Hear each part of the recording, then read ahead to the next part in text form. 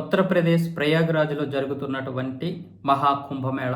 ఈ మహాకుంభమేళకి ఇప్పటికే 54 కోట్ల మంది భక్తులు వచ్చి పుణ్యస్నానాలు ఆచరించారు. అది పూర్తయిపోయింది. 54 కోట్ల మంది పూర్తిగా పుణ్యస్నానాలు ఆచరించేశారు.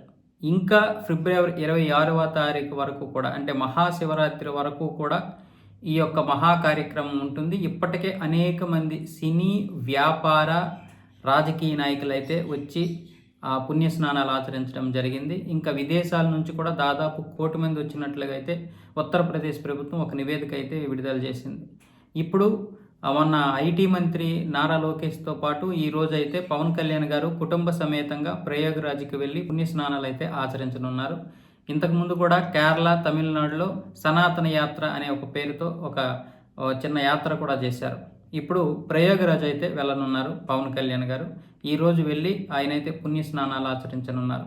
ఇంకా ఫిబ్రవరి 26వ తారీఖు వరకు ఉన్నటువంటి ఈ మహాకుంభమేళాలో అనేక ప్రముఖులు, సామాన్య ప్రజలతో పాటు మరొక 6-7 కోట్ల మంది వచ్చే అవకాశాలు ఉన్నట్లుగా తెలుస్తోంది. ఇంకా మహాశివరాత్రి రోజు ఇంకా ఎక్కువ మంది వచ్చే అవకాశాలు కూడా ఉన్నాయి.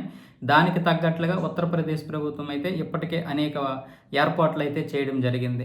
గతసారి మౌని అమావాస్య రోజు, అంటే జనవరి 29న మౌని అమావాస్య రోజు అయితే కొంచెం తొక్కిసలాట జరిగింది. ఆ తొక్కిసలాటలో దాదాపు 30 మంది అయితే మరణించారు. దానికి అలాంటివి మళ్ళీ పునరావృతం కాకుండా ఉత్తరప్రదేశ్ ప్రభుత్వం అయితే పూర్తిగా కట్టుదిట్టమైనటువంటి ఏర్పాట్లు అయితే చేయడం జరిగింది.